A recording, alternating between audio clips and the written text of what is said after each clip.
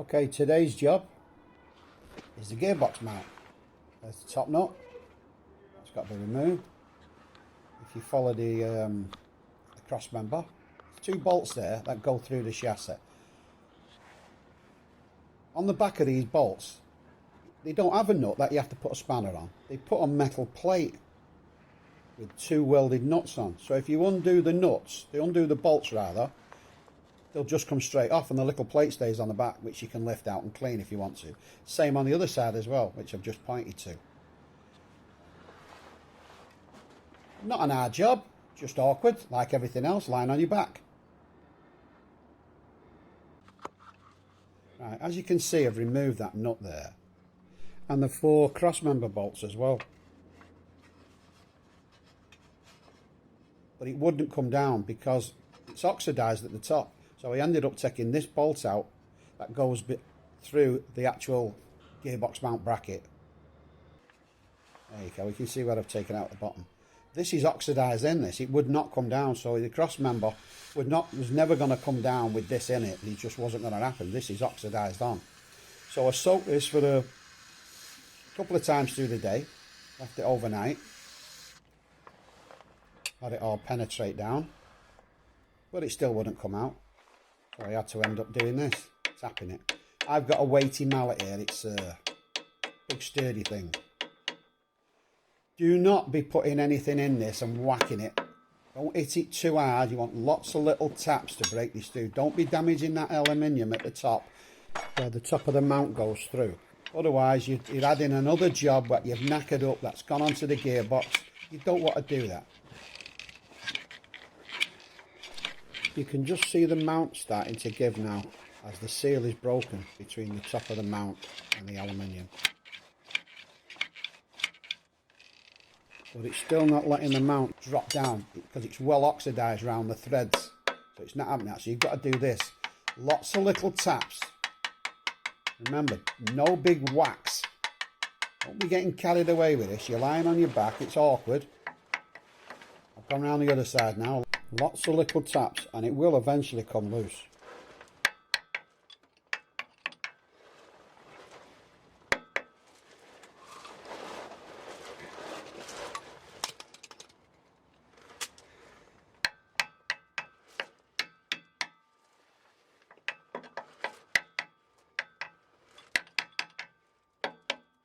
If you do this job, your mount might come straight out.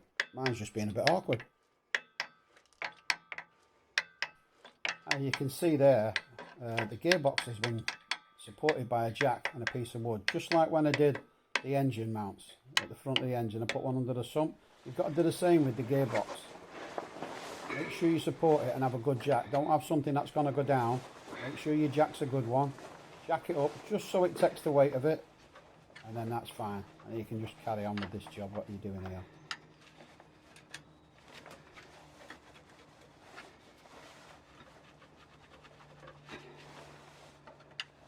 Don't be putting your hammer on the end of this screwdriver and whacking it in. Otherwise you're putting the same pressure on the mount as you do on the aluminium. Do not be damaging that aluminium mount over the top. Just use your hand on the screwdriver and keep tapping it like this. Yeah, you can see the bits falling out now. You see it pouring out of the side of it. Lots of little taps.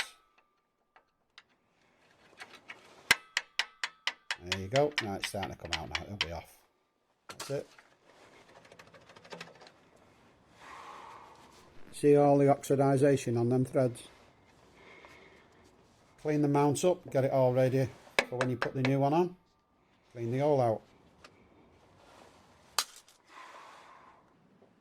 Here we get a closer look at the oxidisation on them threads. A little bit on the flat surface, but that was always going to come loose, but it was the threads that was holding it in.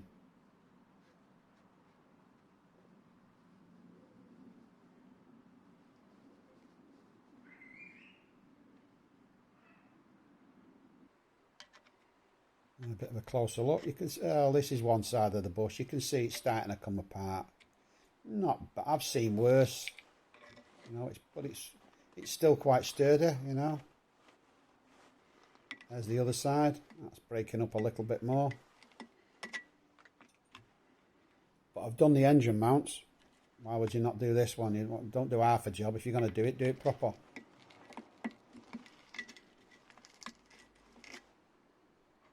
Here's the replacement one I bought. I bought this off Autodoc. Yeah, I could have gone to Mercedes and gone and bought the original. Might have been the same price. But you've got to try these things. There's the serial number. But I'll also do a screenshot of the part that I bought off Autodoc. Show you what it is. Here's the cross member. Got that out. You know, don't just put it back in. Well, you can do if you want. I never do. I'm painting these up. I cleaned them up here. Give them all a good rubbing down. Don't get carried away. You're only tidying it up and painting it. With the inside, got the wire wheel on. Rubbed it down with sandpaper. It's quite hard to get down to where the bracket is in the middle. Give it all a good rub down. Then it's going to have 2 coats of Amorite, inside and out. Then it'll be put back on. And there it is, all done. 2 coats of Amorite.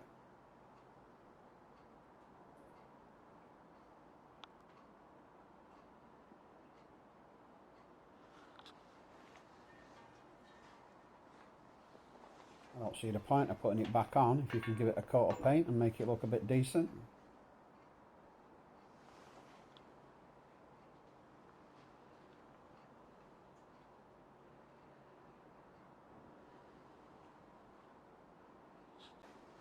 There's the 2 metal brackets that go on the chassis. So when the bolts go through off the cross member, they bolt up to that. And there's the centre bolt for going through the middle. You'll see now as I put it on.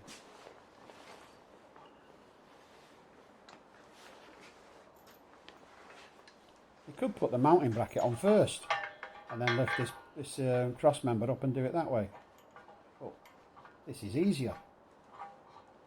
You put this centre bolt in, put it on, put your washers on and a nut. Then when you put this underneath, you just lift it up. The bracket slots through the hole and you put your nut on, and then it's just held in place while you put all the other bolts in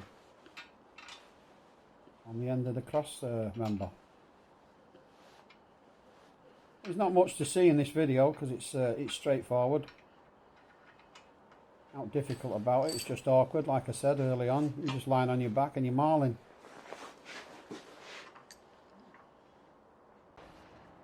Okay, let's get this up and fitted.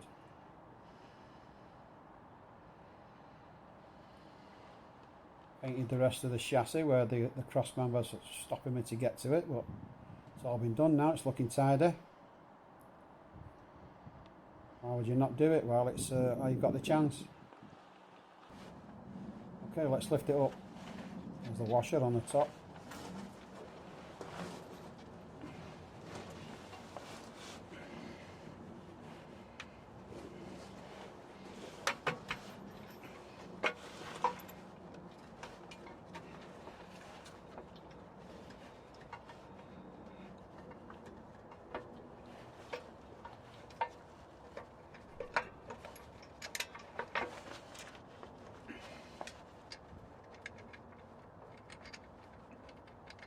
Once you've got the nut on, tighten the nut down so it's just not quite tight enough, where it's just moving a bit, and you fit the bolts on either side of the cross member. Make sure you put the bracket on, tighten everything down so everything's just all connected up, and then when you're happy everything's set, tighten all the bolts up. And remember to tighten the bolt that goes through the middle of the mount, and the top one. Well, can you see the lip there on the top of it?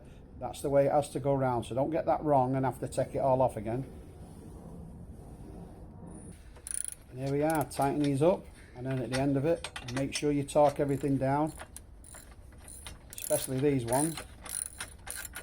And that's it. Nothing hard about it.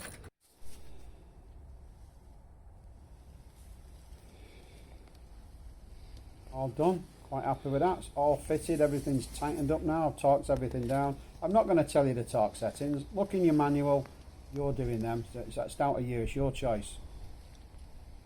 You can either tighten it up or use the torque settings. But that's all sturdy, nice and tight now. And then in a minute you're going to see the screenshot of the engine mount that I bought off Autodoc. All the numbers are there for it. Only 23 quid is what it is. Anyway guys, thanks for watching. See you next time.